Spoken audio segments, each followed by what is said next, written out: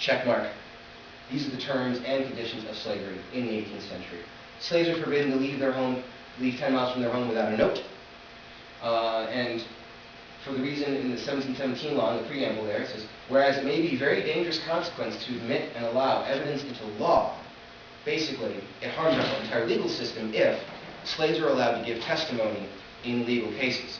Now, this law states that wherever in any case wherein any Christian or white person is concerned, the slave cannot give any testimony.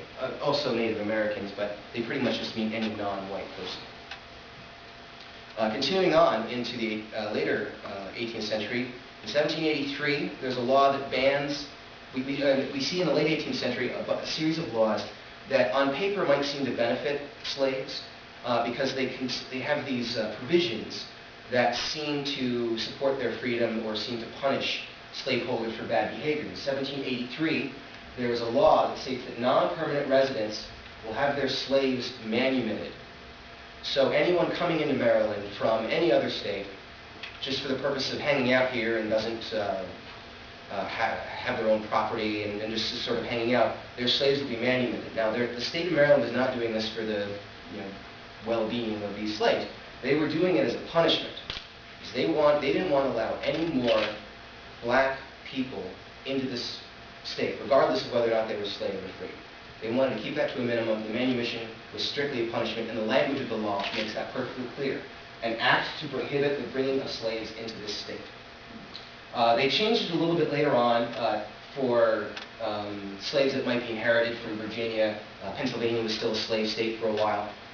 Delaware and D.C., especially as D.C. became the seat of government and sort of the two things built around it. In 1790, there was a law that prevented the manumission of slaves over the age of 50. Now, this might seem, a little bit benevolent again. These slaves, they're old, they can't care for themselves anymore, they need someone to take care of them, and it's important to have that. But no, the language of the law makes it very clear that the reason why they're doing this is because a slave that can't support him or herself will wander about the city, the county, the state, begging and trying to get work and becoming a general nuisance. And the slaveholder who freed this person can actually be fined. So the law says that they can be manumitted at the age of 50 or older, or if they're infirm, only if the owner obligates themselves to sustain that slave until their death. In 1801, they changed the law about court testimony just a little bit. Blacks are allowed to give testimony in courts. However, they're only allowed to give testimony in courts against other blacks. Slave or free, and only if that is absolutely necessary.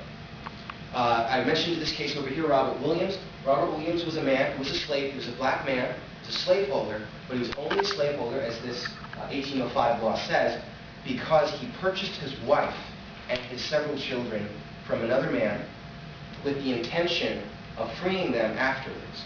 However, it was his wife and his children, essentially, appealed to the legislature of Maryland that because Robert Williams had been declared a lunatic, and it was his intention to manumit them, if he died or his property were to fall into the county or to the state, his wife and his children would essentially become property who could be broken up to settle any debts and so forth. So they appealed to the state of Maryland to free them. The state actually did, which was very nice of them, but it is an example of how black people hold slaves, but ultimately they were respecting Robert Williams' wish as a slaveholder that his property be free, regardless of whether or not they were his wife and children. Free, bam.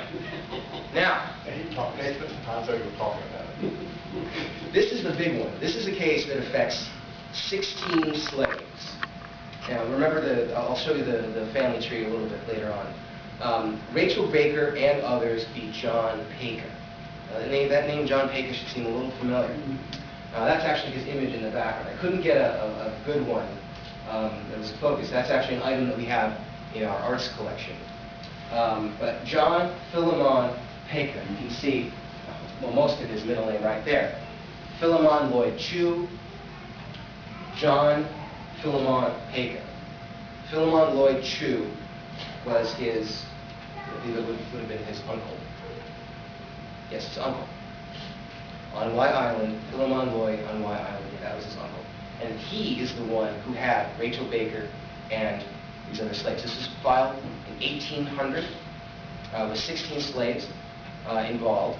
In 1802, the jury, convinced by evidence, probably using the other evidence presented in Margaret Creek and Tom Carver, found Rachel and those other slaves, her children, grandchildren, I believe there might even be some great-grandchildren involved, and they awarded them all a very nice sum of $32.48 1/3.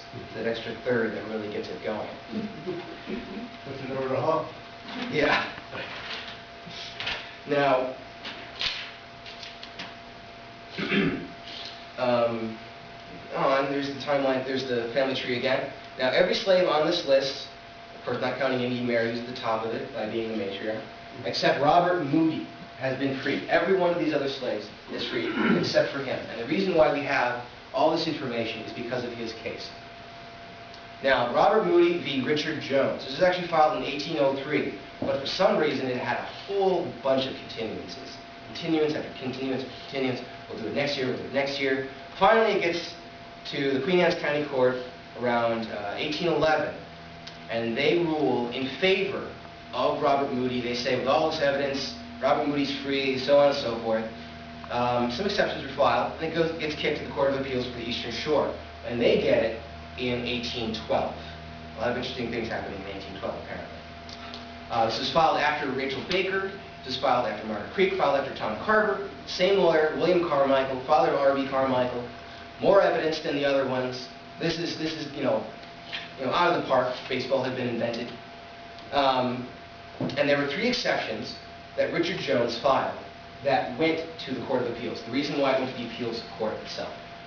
Richard Jones' attorney accepted these 3 petitions for Margaret, Tom, and Rachel Baker.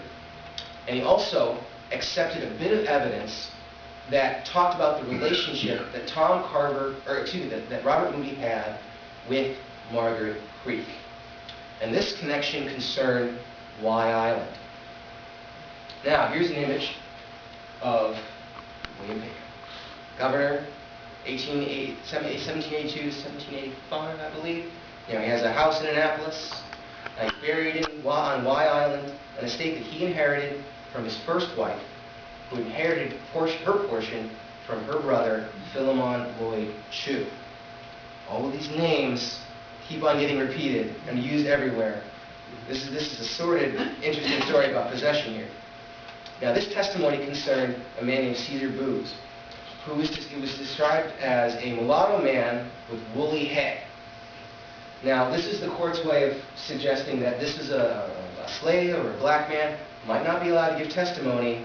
I don't really like that this person is here giving testimony, providing connection for Robert Moody and Margaret Creek. What Robert Moody said was that Richard Jones purchased Robert Moody, the petitioner, from William Peka 14 or 15 years ago. Now, this case was in 1812. William Peka died in 1799.